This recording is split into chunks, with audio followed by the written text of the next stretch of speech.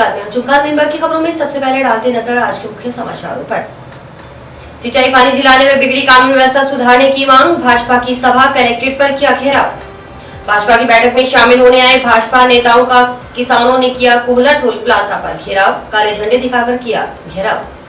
Junction की RCP colony स्थित vaccination केंद्र पर हुआ हंगामा, बिना सक्षम अनुमति के रैली जुलूस धरना प्रदर्शन नहीं करने को लेकर जिला कलेक्टर ने जारी किए निर्देशाज्ञा। टैक्स माफ करने में किराए में बढ़ोतरी की मांग को लेकर हड़ताल पर रहे निजी बस ऑपरेटर, मांगे नहीं माने जाने पर बेमियादी हड़ताल की चेतावनी। अब खबरें विस्तार से। सिंचाई पानी उपलब्ध करवाने में बिगड़ी कानून व्यवस्था में सुधार की मुख्य मांग को लेकर भारतीय जनता पार्टी के कार्यकर्ताओं ने गुरुवार को पूर्व घोषणा अनुसार कलेक्ट्रेट का घेराव किया। घेराव प्रदर्शन के दौरान राज्य सरकार के खिलाफ जमकर नारेबाजी की तथा राज्यपाल के नाम 5 सूत्री मांगों का ज्ञापन कलेक्टर को सौंपा गया। इससे पहले नई धान मंडी में शेड के नीचे सभा की गई।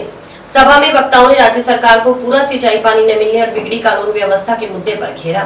सभा को पूर्व मंत्री डॉक्टर रामप्रताप, भाजपा जिलाध्यक्ष बलवीर बिश्नोई, पीलीबंगा विधायक धर्मेंद्र मोची, संग्रिया विधायक गुरदीप सिंह छापिनी, पूर्व विधायक अभिषेक बटोरिया, संजीव बेनीवाल, एससी मोर्चा प्रदेशाध्यक्ष कैलाश मेघवाल, पूर्व जिलाध्यक्ष काशीराम पोदारा सहित पार्टी के अन्य नेताओं ने संबोधित किया।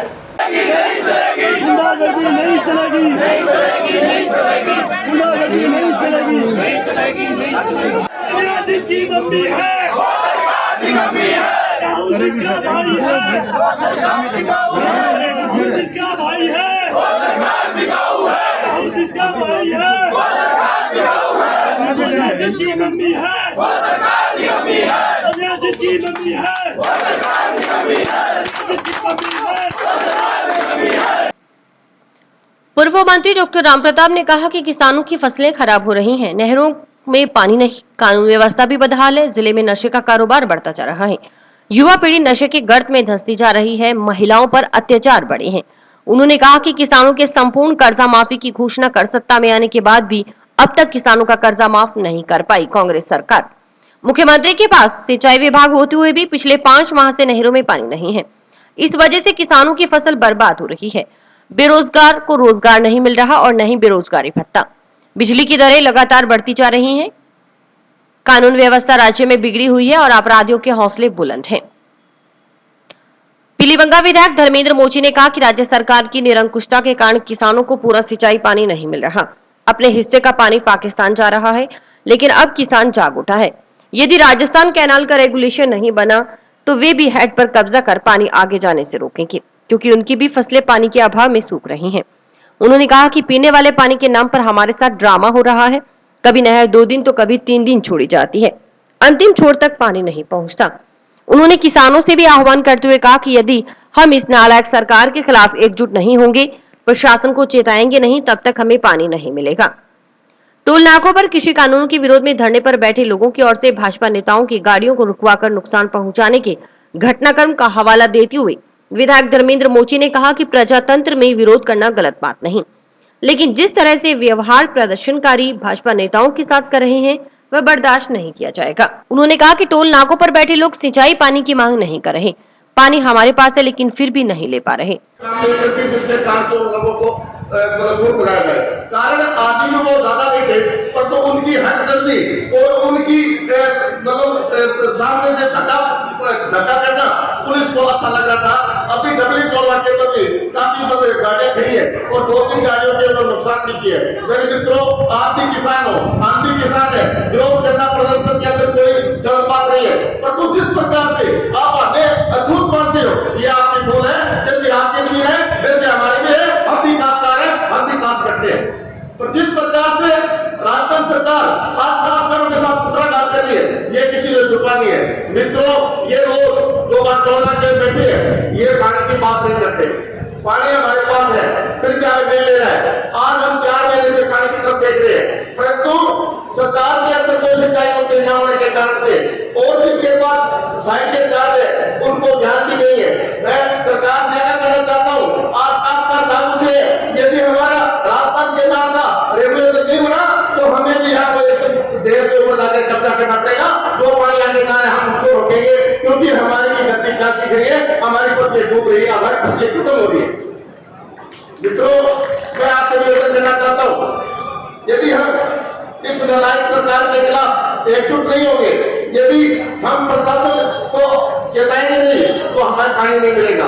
पानी पीने वाले के नाम पर हमारे साथ ड्रामा हो रहा है, देर छूट जाती है, कभी 2 दिन छूट जाती है, कभी 3 दिन छूट जाती है, अंतिम छोर पर पानी नहीं पहुंचता और पीछे से कांग्रेस सरकार को लड़ा रहे हैं। कितनी पंचायतें हुई, कितने प्रमुख भी हो गए, तो ये मुद्दे झूठे हो रहे हैं। और मैंने चीफ साहब को कहा, आप यदि हमें पानी देना चाहते हो तो आप हमारा रोटेशन देखिए और जो भी जो हो कि 2 में से एक ही दिन छुट्टी मार दीजिए या 3 में से 1 ग्रुप दीजिए, ताकि हमें निश्चित हो जाए कि हमारे खेत में इतनी तारीख को निश्चित पानी पहुंचेगा। पर यह सरकार हमें पानी नहीं दे रही है और हमारा पानी जो 5 साल की तरफ बहता जा रहा है। और संग्रिया विधायक गुरदीप सिंह शाहपिनी ने कहा कि प्रदेश में कानून व्यवस्था बदहाल है।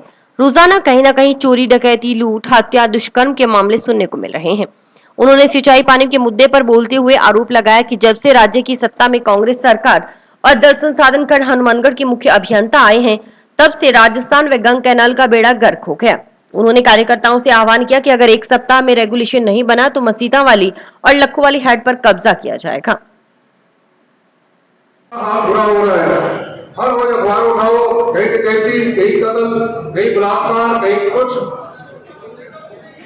राजस्थान की हालत खराब हो रही है। मेरे पूर्व वक्ताओं ने मेरे से पहले आपको विस्तार से बताया, मैं सिर्फ एक चीजों पर बोलूंगा।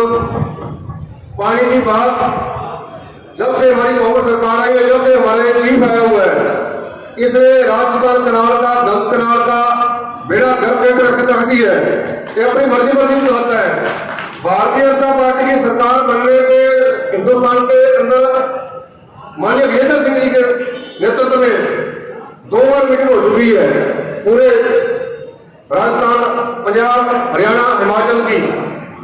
और इस चीफ ने सरकार के दबाव के अंदर आकर दोनों मीटिंग नहीं किया वहां पे। आज तक किसी ने शक्ल नहीं देखी बीबीएमपी बोर्ड के चेयरमैन की, और दोनों मीटिंग के अंदर चेयरमैन अंदर था और दोनों बार चीफ आ नहीं गया। मित्रों, मेरी आपसे निवेदन है, 1 हफ्ते तक अगर रोटेशन आते हैं तो ठीक है, नहीं हेड पर रोटेशन हम खुद बनाएंगे, हमारे को खुद बनाना पड़ेगा वहां जाकर। हेड नहीं बनता है वहां जाके, इनकी बातों में रोटेशन नहीं बनेगा। लखो वाली हेड में कब्जा करो, मुस्तरी हेड में कब्जा करो और अपना रोटेशन खुद बनाओ, अपने खुद से बनाओ। और ये अवसर वहां पे आपकी मिलते रहेगा कि वहां पे। तो दूसरा, जो कांग्रेस सरकार है वो किसान आंदोलन की आड़ के अंदर आपके अंदर घी डालने का काम कर रही है। हमारी जो फसलें हैं वो 23 फसलें हमारी एमएसपी में बिकती है, और इस बार वो क्या किया। वहीं पूर्व विधायक अभिषेक मटोरिया और पूर्व विधायक संजीव बेनीवाल ने कहा कि कांग्रेस एक ऐसी उपलब्धि नहीं बता सकती जो राज्य सरकार ने 2.5 साल के कार्यकाल में हासिल की हो। उन्होंने कहा कि आज भी गांव में पूर्ववर्ती भाजपा की शासन में जो भी विकास कार्य मंजूर हुए, उन कार्यों की शिलान्यास पट्टिका लगाने का काम कांग्रेस की सरकार व उनके नुमाइंदे कर रहे हैं। जल जीवन मिशन में आधे से ज्यादा पैसे केंद्र सरकार के हैं, उनमें भी कांग्रेस नेता अपने नाम की पट्टी लगा रहे हैं। ढाणी ढाणी विद्युतीकरण भाजपा के शासनकाल में शुरू हुआ था और कांग्रेस सरकार में उसका कोई नामो निशान नहीं।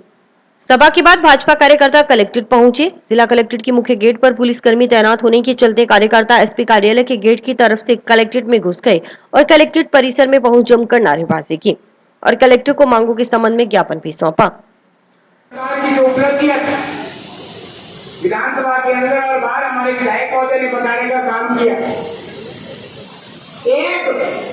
एक ऐसी उपलब्धि जाति ठोकर कांग्रेस ही नहीं कह सकते कि हमने 2.5 साल में ये फलाना विकास कार्य किया।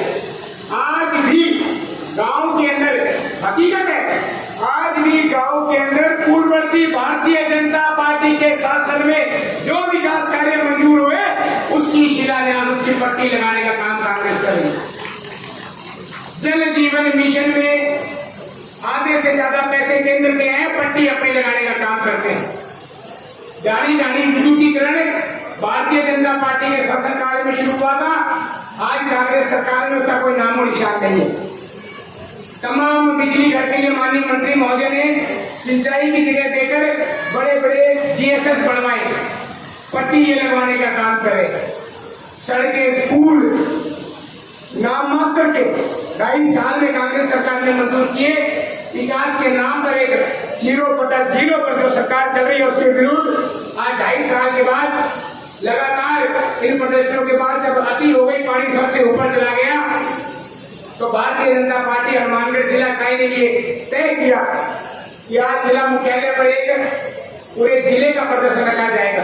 आज हमारे भारतीय जनता पार्टी जिला संगठन के आह्वान पर इस राजस्थान सरकार की जन विरोधी नीतियों के खिलाफ हम लोग यहाँ इकट्ठे हुए हैं। मैं आपको याद दिलाना चाहूंगा कि ठीक 5 साल तक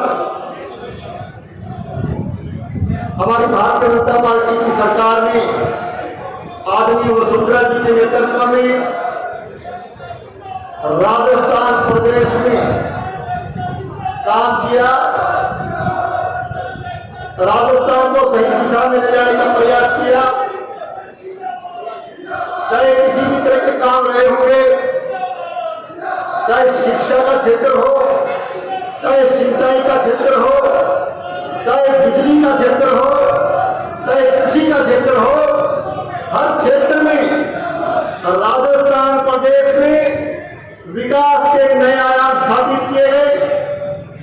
याद कीजिए, जब हम लोग सरकार में थे तो 5 साल तक लगातार राजस्थान प्रदेश के उपभोक्ताओं को 24 घंटे बिजली देने का प्रयास लगातार भारतीय जनता पार्टी की सरकार ने किया। आज भारतीय जनता पार्टी जिला हनुमानगढ़ ने प्रदेश में सोई हुई कांग्रेस सरकार को जगाने के लिए और जनता को न्याय दिलाने के लिए, किसान को न्याय दिलाने के लिए धान मंडी जंक्शन में एक किसानों और भारतीय जनता पार्टी के कार्यकर्ताओं की आम सभा की और कलेक्ट्रेट पर प्रदर्शन कर महामहिम राज्यपाल जी के नाम जरिए जिला कलेक्टर हमने ज्ञापन दिया। ज्ञापन में किसानों को जो 5 महीने से नहरें बंद पड़ी है सिंचाई पानी देने, बेरोजगारों को बेरोजगारी भत्ता देने, किसान का संपूर्ण कर्जा माफ करने, बढ़ी हुई बिजली दरों को वापस लेने और जो पंजाब हरियाणा के बराबर जो पेट्रोल डीजल पर टैक्स है उस टैक्स को उसके बराबर करने के लिए इन सब मांगों को लेकर और भी जो कानून व्यवस्था को लेकर जो प्रदेश में बिगड़ी है व्यवस्था उनको लेकर हमने आज एक ज्ञापन दिया, सभा करके प्रदर्शन दिया। आज जो हमारा भारतीय जनता पार्टी का जिला हेडक्वार्टर में प्रदर्शन का प्रोग्राम था, धरना प्रदर्शन का, उसका मकसद कानून व्यवस्था बिगड़ गई राजस्थान की और नहरी पानी की व्यवस्था वो बिगाड़ रखी है। 5 महीनों से 20 फरवरी से पानी बंद हुआ है, आज तक उसका रेगुलेशन चालू नहीं हुआ। पानी पाकिस्तान को छोड़ रखा है उन्होंने, फिर भी हमारे राजस्थान को पानी नहीं मिल रहा। और जो हमारा अन्नदाता है, अन्नदाते की हालत बुरा हाल हो रहा है। 100 लीटर डीजल है वो ट्रैक्टरों का तेल माल रहा है, इंजनों का तेल माल रहा है। आज रेगुलेशन नहीं बन रहा। इस चक्कर में हम सभी भारतीय जनता पार्टी कार्यकर्ताओं ने किसानों ने मिलकर एक धरना जिले पे किया और राज्यपाल के नाम ज्ञापन दिया। और बिजली की जो हमारी सरकार के अंदर 850 रुपये सब्सिडी मिलती थी उन्होंने 2.5 साल तक बंद कर रखी और आज अब इन्होंने घोषणा की है देनी चालू करेंगे नहीं करेंगे। और बिजली के बहुत ज्यादा बिल बढ़ा रही है लॉकडाउन के अंदर, जिनका आगे जाकर बिल आता था उनके 5-5 7 हजार बिल आने लगे। व्यापारी रो रहा है, किसान रो रहा है, मजदूर रो रहा है। इस कारण हमने आज भारतीय जनता पार्टी ने हमारे जिले के अंदर धरने का प्रोग्राम रखा और धरना प्रदर्शन बड़ी शांति से किया। मांगे तो बहुत सारी है, लेकिन मुख्य रूप से है वो नहरी पानी के, क्योंकि फसलें हैं वो बिल्कुल खराब हो रही हैं और नहरों में पानी नहीं है। दूसरा कानून व्यवस्था है, ये जो नशे वाली दवाइयाँ हैं, महिलाओं पर अत्याचार है, ये मुद्दे भी साथ में। टोल नाकों पर पुलिस की मौजूदगी में भाजपा कार्यकर्ताओं को रोककर उनकी गाड़ियों पर लाठियां बरसाने की घटनाक्रम को लेकर पूर्व मंत्री डॉक्टर राम प्रताप के नेतृत्व में भाजपा नेता एसपी से भी मिले। एसपी से मिले भाजपा नेताओं ने बताया कि डबली रठान और कोहला के टोल नाका पर बैठे लोगों ने पुलिस की मौजूदगी में वहां से गुजर रहे भाजपा कार्यकर्ताओं की गाड़ियों पर लाठियां बरसाई। भादरा की पूर्व विधायक संजीव बेनीवाल ने कहा कि जब वे कोहला टोल नाका पर पहुंचे तो उनकी गाड़ी को रुकवा लिया गया और गाड़ी पर लाठियों से वार किए गए। पूर्व विधायक बेनीवाल का कहना था कि डेमोक्रेसी में नारेबाजी करना और काले झंडे दिखाने का अधिकार है, लेकिन उनके साथ अन्याय हो रहा है। नाके पर दोनों टोल नाका पर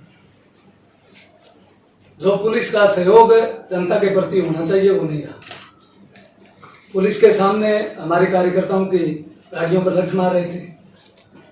डबली नाका पर तो आपके पुलिस प्रशासन ने हटाई कर दी कि उन्होंने खुद वापिस कार्यकर्ताओं को बताया। आपका डीएसपी वहाँ मौजूद था, ये तो कतई उचित नहीं है। डिप्टी एसपी साहब ने तो नहीं है तो सारे थे वो मैडम डबल के पावर की प्रेजेंस में दूसरे लोग जैसे जगह सिपाही है कांस्टेबल है वो वापिस करे थे। डिप्टी साहब वहाँ थे, उन्होंने कोई एक्शन कार्रवाई मना कुछ नहीं।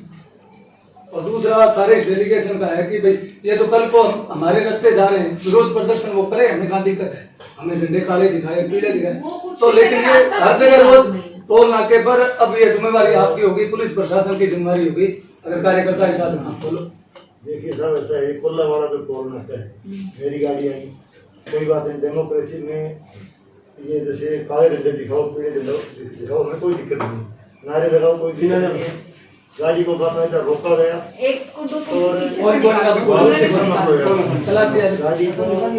गाड़ी को रोका गया, गाड़ी रोक के गाड़ी में मुक्के मारना और ले जाके खड़े होना। सबसे ज्यादा शर्मनाक बात मैडम ये है कि पुलिस का इंस्पेक्टर आके मेरे को ये कहे, मुझे मेरे को आके ये कहे कि एमएलए साहब आप 4 नारे लगवा दो, जाने देंगे आपको। ये सब नारे लगाने के लिए हम बात हैं क्या उनके कहने से? भाजपा की बैठक में शामिल होने आ रहे भाजपा के पूर्व विधायक संजीव बेनीवाल और भाजपा युवा मोर्चा के जिला अध्यक्ष सुशील जोशी व अन्य भाजपा नेताओं का किसानों ने काले झंडे दिखाकर घेराव किया। भाजपा के पूर्व विधायक संजीव बेनीवाल और युवा मोर्चा के जिला अध्यक्ष सुशील जोशी और अन्य नेताओं का कोहला टोल प्लाजा पर किसानों को भारी विरोध झेलना पड़ा और किसानों ने भाजपा नेताओं को काले झंडे दिखाकर घेराव किया। किसान एकता के जिंदाबाद के नारे भी लगाए गए और तीनों कृषि कानूनों के खिलाफ किसानों की लड़ाई को भाजपा नेताओं द्वारा जायज बताया गया। उसके बाद ही भाजपा के नेताओं को किसानों ने वहां से जारी किया। घेराव के दौरान रावतसर डीवाईएसपी रणवीर सिंह मीणा, हनुमानगढ़ डीवाईएसपी प्रशांत कौशिक, टाउन थाना के इंचार्ज लक्ष्मण सिंह राठौड़ की अगुवाई में सैकड़ों की तादाद में पुलिस व आरएसी के जवानों ने किसानों के साथ में भारी मशक्कत करते हुए भाजपा नेताओं को वहां से रवाना किया। हालांकि किसानों द्वारा भाजपा नेताओं का घेराव पूर्णतः शांतिपूर्वक रहा। वहीं भाजपा नेताओं के घेराव की किसानों की तरफ से अगुवाई कर रहे किसान नेता डॉक्टर सौरभ राठौड़, किसान नेता रघुवीर वर्मा, किसान नेता रेशम सिंह मानुका, किसान नेता लखबीर सिंह गुरुसर ने कहा कि देश के लाखों किसान पिछले लंबे समय से दिल्ली को घेर कर बैठे हैं, लेकिन केंद्र की भाजपा सरकार कोई सुनवाई नहीं कर रही। केंद्र की मोदी सरकार के नेता पवित्र किसान आंदोलन पर निरंतर औछी टिप्पणियां कर रहे हैं, जिसको देश का किसान बिल्कुल बर्दाश्त नहीं करेगा। वहीं उन्होंने कहा कि संयुक्त किसान मोर्चा के आह्वान पर भाजपा और भाजपा नेताओं का विरोध पूरे देश में निरंतर जारी है। आज भी हनुमानगढ़ में भाजपा द्वारा आयोजित बैठक में शामिल होने के लिए भाजपा के पूर्व विधायक संजीव बेनीवाल, युवा मोर्चा के जिला अध्यक्ष सुशील जोशी और अन्य भाजपा नेताओं का कोहला टोल प्लाजा पर किसानों ने काले झंडे दिखाकर घेराव किया। वहीं संजीव बेनीवाल के घेराव के दौरान नौहर के पूर्व विधायक अभिषेक मोटोरिया किसानों के आक्रोश को देखते हुए कोहला टोल प्लाजा पर रॉन्ग साइड में गाड़ी भगाकर निकल गए और वहीं किसानों से घबराए पीलीबंगा विधायक धर्मेंद्र मोची बस में बैठकर निकले। किसान नेताओं ने कहा कि जब तक तीनों काले कृषि कानून वापस नहीं होते और एमएसपी पर खरीद की गारंटी का कानून केंद्र सरकार नहीं बना देती, तब तक हमारा आंदोलन निरंतर जारी रहेगा।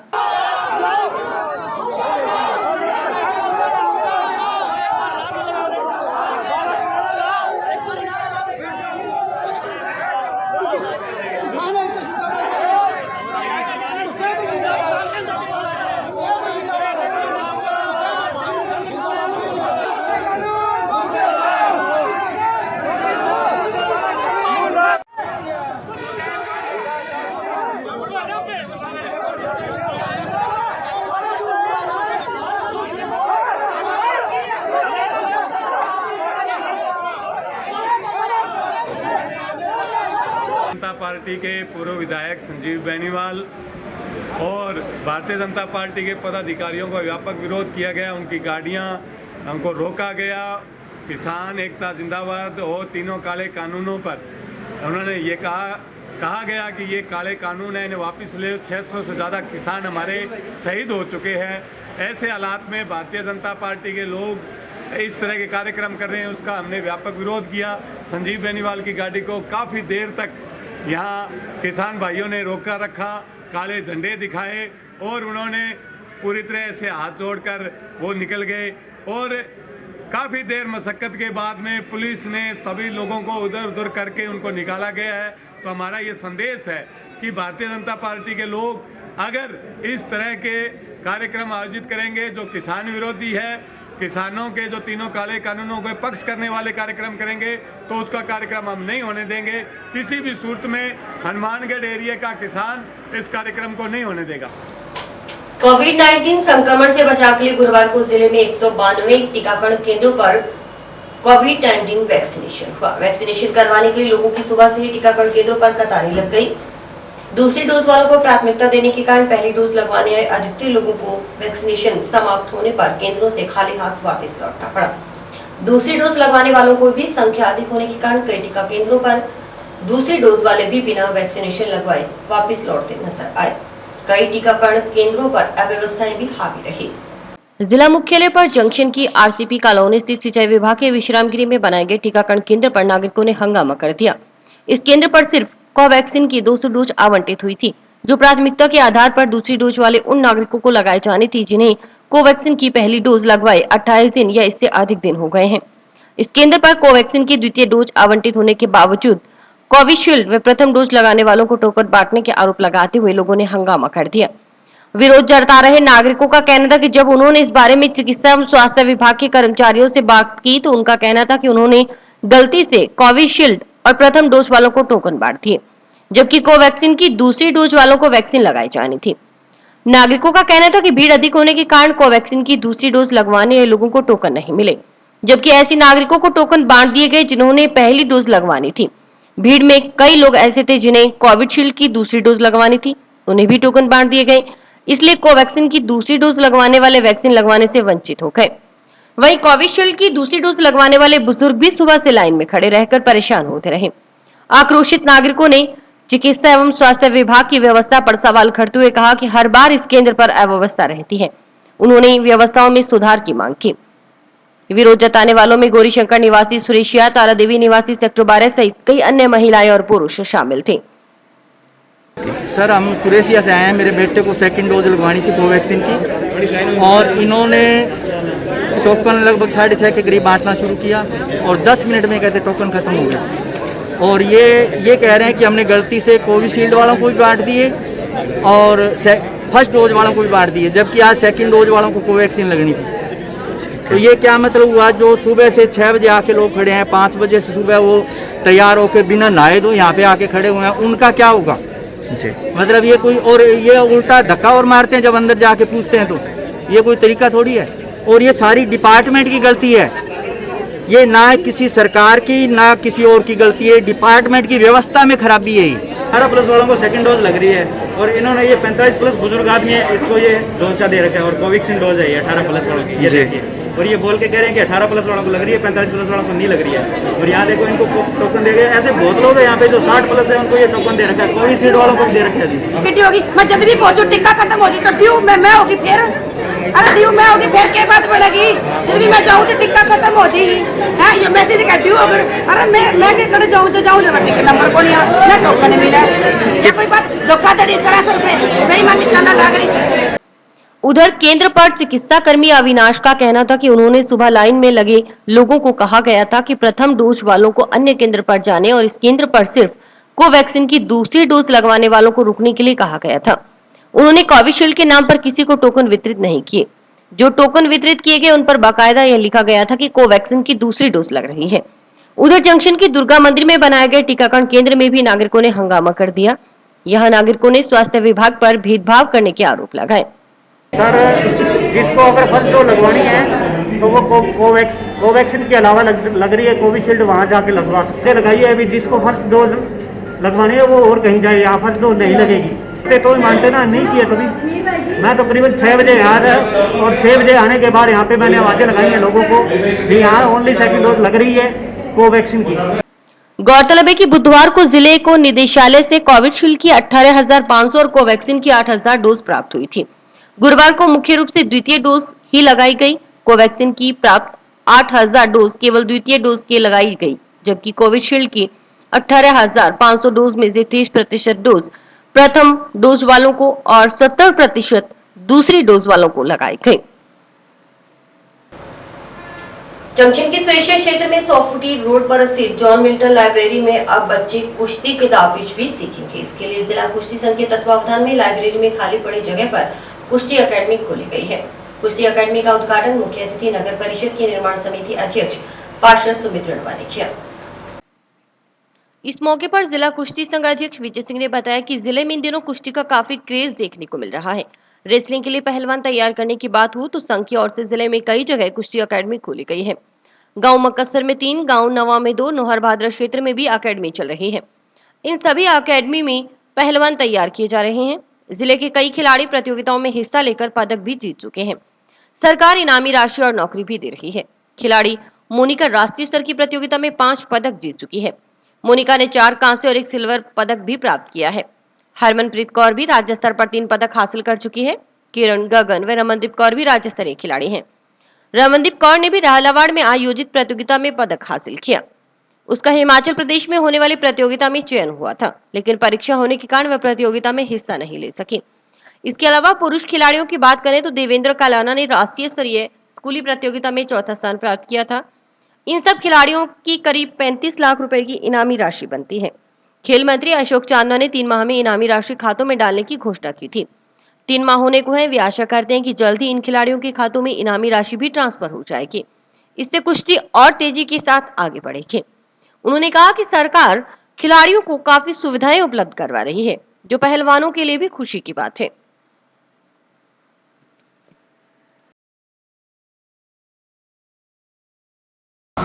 आज सुरेशिया के अंदर एक कुश्ती अकेडमी खोली गई है, जो कि इससे पहले भी हनुमानगढ़ में काफ़ी भी अकेडमी चल रही है। मक्कासर के अंदर 3 कुश्ती अकेडमी चल रही है, नवा के अंदर 2 अकेडमी चल रही है। इसके बाद नौर भादरा के अंदर काफ़ी प्रोग्रेस है। वहाँ राजवाला अकेडमी, फौजी अकेडमी, बिरान के अंदर हमारे जो पहलवान जी हैं ईश्वर जी, उनकी अकेडमी। उसके बाद हमारे कलाना गांव में बाबा जी अकेडमी चलाते हैं। हमारे इधर एक पर जस्सी पहलवान ने अकेडमी खोल रखी है। तो हनुमानगढ़ जिले में अब कुश्ती का काफ़ी क्रेज है, क्योंकि यहाँ से काफ़ी बच्चियाँ और बच्चे मेडल प्राप्त कर चुके हैं।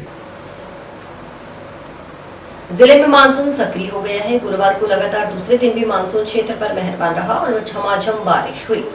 कहीं तेज तो कहीं हल्की बौछारों के बीच लोगों ने भीकर मानसूनी बारिश का आनंद लिया। बारिश का सर्वाधिक फायदा किसानों को हुआ है। भीषण गर्मी से झुलस रही फसलों को बारिश के रूप में जीवनदान मिला है। 1 साल का टैक्स माफ करने और किराए में 40% बढ़ोतरी करने की मांग को लेकर निजी बस ऑपरेटर गुरुवार को 1 दिवसीय हड़ताल पर रहे। इसके चलते गुरुवार को निजी व लोक परिवहन बसें सड़कों पर दौड़ने की बजाय बस स्टैंडों में खड़ी रही। हालांकि रोडवेज बसें चलने से यात्रियों को राहत मिली।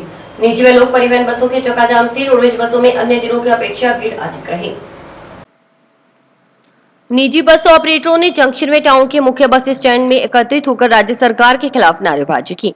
टाउन बस स्टैंड में विरोध प्रदर्शन कर रहे निजी बस ऑपरेटरों की अगुवाई कर रहे प्राइवेट बस ऑपरेटर यूनियन अध्यक्ष पवन कोचर ने बताया कि पूरे राजस्थान में राज्य सरकार के खिलाफ निजी बस ऑपरेटर चक्काजाम हड़ताल पर हैं। उन्होंने कहा कि कोरोना काल के चलते निजी बसों के पहिए थम गए थे, लेकिन सरकार ने निजी बस ऑपरेटरों को राहत देते हुए टैक्स माफ नहीं किया। निजी बस ऑपरेटर पिछले काफी समय से राजस्थान सरकार से मांग कर रहे हैं कि उनका 1 साल का टैक्स माफ किया जाए, क्योंकि पिछले 5 सालों से निजी बस ऑपरेटरों की ओर से किराए में बढ़ोतरी नहीं की गई। कोचर ने कहा कि कोरोना काल के चलते निजी बस ऑपरेटर की आर्थिक स्थिति काफी दयनीय हो गई है। न तो वे टैक्स भरने की स्थिति में है और न ही गाड़ियों के टायर चढ़ाने की। निजी बस ऑपरेटर अपनी मांग से कई बार सरकार को अवगत भी करवा चुके हैं, लेकिन सिवाय आश्वासन के कुछ नहीं मिला। निजी बस ऑपरेटरों ने वर्तमान के हालात को देखते हुए निजी बस ऑपरेटर का टैक्स माफ करने की मांग की। इसलिए निजी बस ऑपरेटर की राज्य सरकार से मांग है कि वे 1 साल का टैक्स माफ कर किराए में 40% बढ़ोतरी करें। साथ ही बस ऑपरेटर को आर्थिक मदद की जाए ताकि खराब हुई उनकी आर्थिक स्थिति संभल सके। इस दौरान कई अन्य निजी बस ऑपरेटर भी मौजूद रहे। आज 22 जुलाई हमने राजस्थान सरकार के खिलाफ पूरे राजस्थान में बसों की हड़ताल की है, चक्का जाम किया है। कोरोना काल के चलते जो बसें हमारी खड़ी हो गई थी, उसके कारण जो हमसे टैक्स का अभी तक कोई भी माफी का, टैक्स माफी का कोई भी अभी तक आदेश नहीं निकला है। तो पिछले काफी समय से हम राजस्थान सरकार से मांग कर रहे हैं कि हमारा 1 साल का जो है टैक्स माफ किया जाए। पिछले 5 सालों में किराए की कोई बढ़ोतरी नहीं हुई है, 40% उसमें किराया बढ़ा सके ताकि बस ऑपरेटर की जो आज आर्थिक स्थिति बहुत ज़्यादा खराब है, ना वो टैक्स भरने की स्थिति में है और ना गाड़ियों के टायर चढ़ाने की स्थिति में। तो राजस्थान सरकार से हम कई बार निवेदन कर चुके हैं, कई बार ज्ञापन दे चुके हैं। हर बार हमें राजस्थान सरकार से आश्वासन ही मिलता है कि आपका कुछ ना कुछ करेंगे, पर अभी तक इस पे कोई भी आदेश नहीं हुआ है। और आज हमने पूरे राजस्थान की जो है बसें बंद की हैं, जिसमें पूरे हनुमानगढ़ जिले द्वारा पूरा समर्थन दिया गया है और पूरे हनुमानगढ़ जिले की जो बसें बंद की गई हैं, अगर 1 साल का अगर टैक्स माफ नहीं किया जाता है और 40% किराए में बढ़ोतरी नहीं की जाती है, तो हम आने वाले टाइम में हो सकता है अनिश्चितकालीन के लिए जो बसों को बंद कर देंगे। क्योंकि आज जो ऑपरेटर की स्थिति है, अगर ऑपरेटर का टैक्स माफ नहीं किया जाता तो हमारे पास गाड़ियों को बेचने या गाड़ियों को घर में खड़े करने के अलावा कुछ भी चारा नहीं है। नगर परिषद आयुक्त पर जानबूझकर मांगों की अनदेखी करने व अभद्र व्यवहार करने का आरोप लगाते हुए गुरुवार को सफाई कर्मचारियों ने अखिल राजस्थान सफाई मजदूर कांग्रेस जयपुर के बैनर तले कलेक्ट्रेट पर प्रदर्शन किया। साथ ही मांगों के संबंध में कलेक्टर को ज्ञापन सौंपा। इस मौके पर संगठन के प्रदेश सचिव बिहारी लाल अटवाल ने कहा कि स्थायी और अस्थायी कर्मचारियों की 6 सूत्री मांगों के निस्तारण की मांग संगठन काफी लंबे समय से कर रहा है। हर बार आयुक्त की ओर से आश्वासन देकर टालमटोल कर दी जाती है। सफाई कर्मचारी 19 जुलाई को संगठन के शिष्टमंडल के साथ सभापति को 6 सूत्री मांगों का ज्ञापन देने के लिए गए थे। अचानक सभापति का स्वास्थ्य खराब होने के कारण सभापति के कहने पर वे आयुक्त को ज्ञापन सौंपने गए तो आयुक्त ने मांगों को न मानने से इनकार नहीं किया, बल्कि निदेशक स्थानीय विकास विभाग जयपुर के आदेशों को भी नकारते हुए अभद्रता पूर्वक व्यवहार किया। अटवाल ने कहा कि वाल्मीकि समाज के सफाई कर्मचारियों के साथ किए गए अभद्र व्यवहार से सभी कर्मचारियों में काफी रोष व्याप्त है, जो धीरे धीरे पूरे राजस्थान में आंदोलन का कारण भी बन सकता है। उन्होंने मांगों को 7 दिन में निस्तारण करवाने के लिए आयुक्त को आदेश देने के साथ ही आयुक्त की ओर से कहे गए अपशब्द वापस लेकर माफी मांगने की भी बात कही। मांग न माने जाने पर जिले भर में धरना प्रदर्शन की चेतावनी दी गई। भ्रष्टाचार नहीं चलेगा, नहीं चलेगा, नहीं चलेगा। भ्रष्टाचार नहीं चलेगा, नहीं चलेगा, नहीं चलेगा। मनमानी नहीं चलेगी, नहीं चलेगी, नहीं चलेगी। मनमानी नहीं चलेगी, नहीं चलेगी, नहीं चलेगी। गुंडागर्दी नहीं चलेगी, नहीं चलेगी, नहीं चलेगी। जिंदाबाद सफाई मजदूर यूनियन, जिंदाबाद अखिल राजस्थान सफाई मजदूर कांग्रेस, जिंदाबाद अखिल राजस्थान सफाई मजदूर कांग्रेस, जिंदाबाद। 6 सूत्री मांगों को लेकर कम से कम 5-6 महीने से हम मिल रहे हैं आयुक्त महोदय से, जिसके ऊपर बिल्कुल भी आज तक कोई गौर नहीं की कि एक भी मांग पर। तो हम 19 तारीख को जब मिले थे तो उनका जो व्यवहार था, इसके प्रति जो दुर्व्यवहार हमारे साथ किया गया, उन्होंने इस मांगों को न मानते हुए हमें कहा कि आप कहीं भी जाओ, ये मांगे नहीं मानी जाएगी, हम तो हमारी मर्जी से चलाएंगे नगर परिषद। तो आज हम कलेक्टर साहब महोदय के पास आए हैं इस मांगों को लेकर। हमें आशा और पूरा विश्वास है कि हमारी इन मांगों को अनदेखा नहीं किया जाएगा और इसको पूरा ध्यान में रखते हुए इन मांगों का निस्तारण किया जाएगा। जी, आज 6 सूत्री मांग पत्र पर हम जिला कलेक्टर महोदय जी से मिलने के लिए आए हैं। तो उनमें जैसे विशेष तौर से कर्मचारियों का वेतन के लिए है, वेतन के लिए कर्मचारी को जो 2 तारीख को तनख्वाह मिल जानी चाहिए, उसको 21 तारीख हो जाती है, 18 तारीख हो जाती है, 19 तारीख हो जाती है, जो कि कर्मचारी के बड़ा ही एक तरह से प्रताड़ित है कर्मचारी। और इसी संदर्भ में हम जिला कलेक्टर महोदय जी से मिलने आए हैं।